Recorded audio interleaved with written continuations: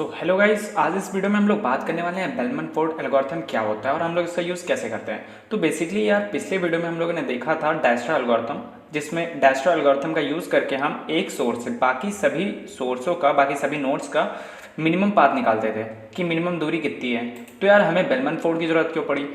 तो दिक्कत थी डायस्ट्रा में, एक दिक्कत ये थी कि जो हम डायस्ट्रा यूज़ करते हैं, कभी भी अगर किसी वेट पे, किसी भी एज पे हमारा नेगेटिव कॉस्ट आ जाता है, सपोज दैट नेगेटिव -2, तो यार उस केस में हमारा डायस्ट्रा वर्क नहीं करता था। ओके नाउ अब उस चीज़ को हमें दिक्कत जब हुई तो हमने सोचा यार कोई और एल्गोरिथम लाते हैं। तो एक और एल्गोरिथम आई बेलमन फोर्ड के नाम से। ओके, तो बेलमन फोर्ड क्या करता है? बेलमन फोर्ड नेगेटिव वेट्स पे भी काम कर जाता है। और बेलमन फोर्ड का सिंपल मतलब बस इतना होता है कि आप अगर हमारे पास n नोड हैं तो मैं मिनिमम मैक्सिमम n-1 बार में एक लूप चलाऊंगा और हर बार मुझे बेसिकली क्या करना है, मुझे सारे एजेस को, जितने भी यहाँ नोड्स हैं उनको अपडेट करना है। तो कैसे अपडेट करना है? स्टार्टिंग में 1 मान लो मेरा स्टार्ट नोड है। ओके, तो स्टार्टिंग में सभी की जो दूरी है वो हो रही वाली है मेरी इनफाइनाइट, क्योंकि स्टार्टिंग में हम लोग सभी दूरी इनफाइनाइट ले लेते हैं। नाउ 1 अगर सोर्स नोड है तो मैं क्या करूँगा, 1 की जो दूरी है वो मैं रख लूँगा 0। ओके, नाउ मैं n-1 बार लूप चलाऊँगा और हर बार लूप में क्या करने वाला हूँ, हर बार लूप में करने वाला हूँ कि जितने भी मेरे पास एजेस हैं उनको अपडेट कर दूँगा। कैसे अपडेट करूँगा? सपोज दैट मेरा ए का कोई वेट, ए का कोई यहाँ कॉस्ट दिया हुआ है, ठीक है, ए का कॉस्ट सपोज दैट 2 दिया हुआ है और बी, ए से बी तक पहुंचने का मेरा कॉस्ट दिया है 3। ठीक है, ए तक पहुंचने का कॉस्ट 2 था और ए से बी तक पहुंचने का मेरा कॉस्ट 3 था और बी पे पहले से मेरा इनफाइनाइट या कोई वैल्यू पड़ी हुई है। तो मैं देखूंगा क्या मैं ए से बी पहुंच रहा हूँ कम रुपए में पहुंच रहा हूँ, यानी 2 + 3 5 में पहुंच जा रहा हूँ यहाँ पे। तो मैं इनफाइनाइट हटा के यहाँ 5 कर दूंगा। सिंपल, मुझे n-1 बार लूप चलाना है और हर बार हर लूप में जितने भी मेरे एजेस हैं एजेस को अपडेट करने हैं। कैसे? एक एज से दूसरे एज को। सपोज दैट मेरा यहाँ पे 0 है। ओके, जब मेरा पहली बार चला, ओके, तो मेरा पहली बार चला तो पहला एज ये देखो 1 से 2 में कितने में पहुंच सकता हूँ? 0 + 2 में पहुंच सकता हूँ। तो इनफाइनाइट की जगह मैंने 2 अपडेट कर दिया। ओके, 2 के बाद में 2 और 4 देखो। ओके, यहाँ से मैं 4 में पहुंच सकता हूँ तो मैंने इनफाइनाइट के बाद 4 अपडेट कर दिया। 4 से मैं कहाँ पे 5 में पहुँच सकता हूँ, ठीक है, तो मैंने यहाँ इनफाइनाइट काट के 5 कर दिया। यहाँ पे मैं 1 से कहाँ पहुँच सकता हूँ? 1 से 3 पे पहुँच सकता हूँ। ओके, और 2 से मैं 3 पे भी पहुँच सकता हूँ। 1 से अगर मैं 3 पे पहुँचूंगा कितने रुपये में पहुँचूंगा? 1 रुपये में। ओके, नाउ 2 से मैं 3 कितने रुपये में पहुँच जाऊँगा? 2 से 3 में 0 रुपये में पहुँच जाऊँगा। देख सकते हैं आप 0 रुपये में कैसे पहुँचूंगा? ऐसे पहुँचूंगा कि यहाँ से यहाँ तक 2 रुपये थे और यहाँ से यहाँ तक मेरा -2 है, तो यानी 0 रुपये में पहुँच जाऊँगा। तो मैं इसको कर दूँगा अपडेट। ठीक है, नाउ मेरा क्या हुआ, कुछ एजेस अपडेट हो गई हैं, कुछ यहाँ पे नोट्स अपडेट हो गए। अगली बार मैं फिर लूप चलाऊंगा, फिर कुछ अपडेशन होगा, फिर कुछ अपडेशन होगा, फिर कुछ अपडेशन होगा। एक टाइम के बाद n-1 टाइम्स के बाद मेरा अपडेशन होना बंद हो जाएगा। ओके, यानी मैक्सिमम n-1 टाइम हो सकता है पहली बार में ही अपडेशन होना बंद हो जाए। सपोज दैट मेरा जो ग्राफ है कुछ ऐसा है, a की वैल्यू समथिंग है एंड b की वैल्यू समथिंग है यहाँ पे और c की वैल्यू कोई वैल्यू है। ठीक है, नाउ हो सकता है मेरा पहली बार में अपडेशन बंद हो जाए। कैसे बंद हो जाए? बंद कुछ इस प्रकार हो जाए कि मेरा c पे इनफाइनाइट पड़ा हुआ था। ओके, यहाँ पे a की वैल्यू 0 थी, यहाँ से 2 पड़ा हुआ था और यहाँ मेरा -2 पड़ा हुआ था। तो सिंपल पहला एज मेरा ये आया, तो पहले एज में क्या हुआ, इसकी डिस्टेंस हो गई 2। दूसरी बार में यहाँ से यहाँ गया, दूसरी बार में इसकी डिस्टेंस हो गई 0 और यहाँ मान लो 5 है और 0 से जब मैंने 5 देखा तो यहाँ पहले से 0 पड़ा था, इसलिए अपडेट नहीं हुआ। तो देखा मेरा एक बार में ही, मेरे नोट्स 3 है पर मेरा एक बार में ही अपडेशन हो गया।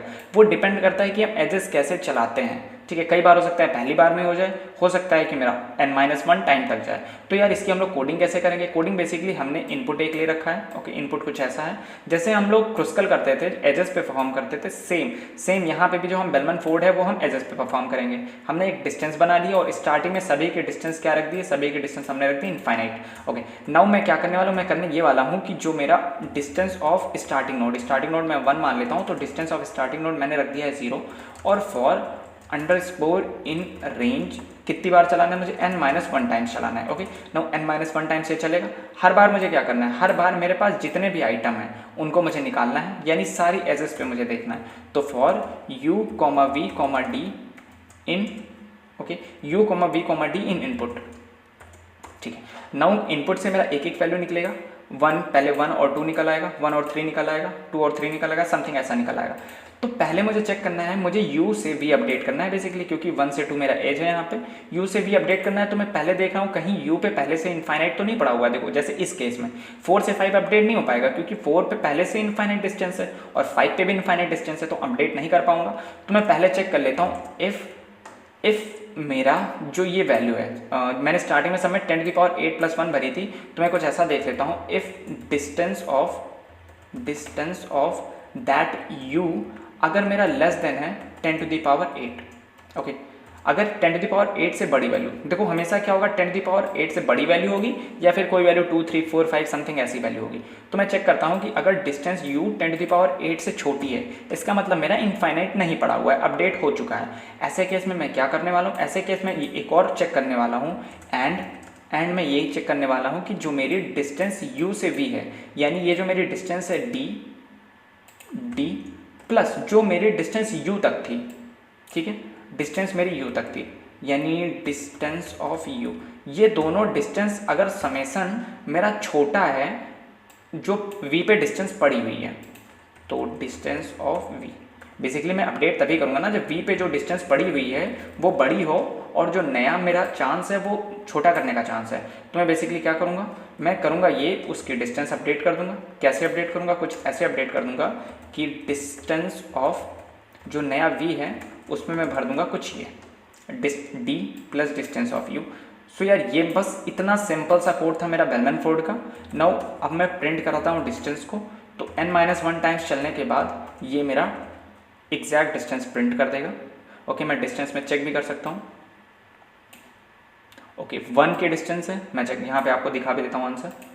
सो यहाँ पे हम देख सकते हैं 1 पे पहुँचने की दूरी 0, 2 पे मैं 2 पे पहुँचूँगा, ठीक है, 3 पर मिनिमम पहुंचने की दूरी 0 है।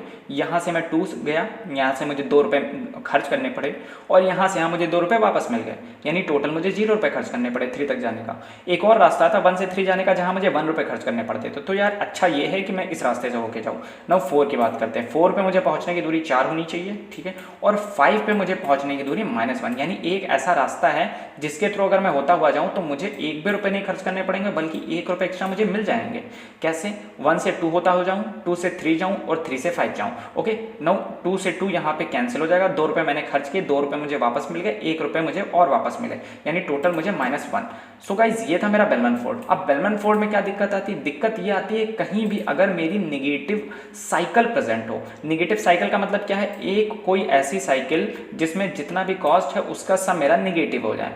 ओके, इस केस में क्या होगा, इस केस में हर बार जब अपडेट होता जाएगा तो हर बार अपडेशन निगेटिव होता जाएगा। मैं आपको एक केस दिखा देता हूँ, ठीक है। जैसे सपोज दैट मेरे 3 यहाँ पे नोट थे, एक मैं ए मान लेता हूँ, एक बी मान लेता हूँ और एक मेरा सी मान लेता हूँ, ठीक है। इस पर मैं ये स्टार्टिंग नोट था और ये दोनों और नोट थे, और सपोज दैट ए से बी मेरे जाने की दूरी कितनी है, 4 है, ठीक है। बी से सी मेरे जाने की दूरी कितनी है, -2 है, और सी से ए जाने की दूरी कितनी है मेरी, -3 है। अब देखो यार यहाँ पे मेरी एक साइकिल मिल गई जिसमें क्या है, नेगेटिव है, जो इसका सम है 4 + 3 1 और 1 - 2 -1, यानी इस साइकिल का जो टोटल सम है वो नेगेटिव है, यानी नेगेटिव साइकिल प्रेजेंट हो गई। तो जब बेलमैन फोर्ड काम करेगा, पहली बार ए और बी में अपडेट होकर यहाँ 4 आ जाएगा। नाउ 4 और सी में जब अपडेट होगा तो यहाँ क्या आ जाएगा, यहाँ आ जाएगा 2, और 2 और ए में जब अपडेट होगा तो यहाँ क्या आ जाएगा, -1। अगली बार फिर -1 4 अपडेट होगा, इस बार 3 हो जाएगा, यहाँ पे 3 और -2 यहाँ पे 1 हो जाएगा, यहाँ पे -2 हो जाएगा। अब यार ये क्या, एक इनफाइनाइट लूप में फंस गया जो कि कॉन्टिन्यूस चलता ही जाएगा।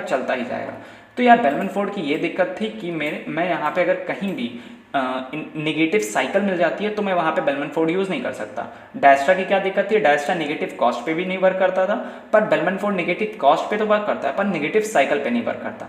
अब यार अगर ऐसी दिक्कत आए तो हम क्या करेंगे, तो ऐसी दिक्कतों के लिए यार बेसिकली मेरा एक और एल्गोरिथम है, फ्लड वार्सल। फ्लड वार्सल क्या है, फ्लड वार्सल हर जगह काम करता है, और फ्लड वार्सल क्या है, मल्टीपल सोर्स, मतलब जैसे ये सिंगल सोर्स शॉर्टेस्ट पाथ है वो मल्टी सोर्स शॉर्टेस्ट पाथ है, यानी हर सोर्स की हर सोर्स से मुझे मिनिमम दूरी मिल जाएगी। और बेसिकली हम लोग अगले लेक्चर में देखेंगे फ्लड वार्सल कैसे काम करता है और उसकी कोडिंग हम लोग कैसे करेंगे। Okay, thank you.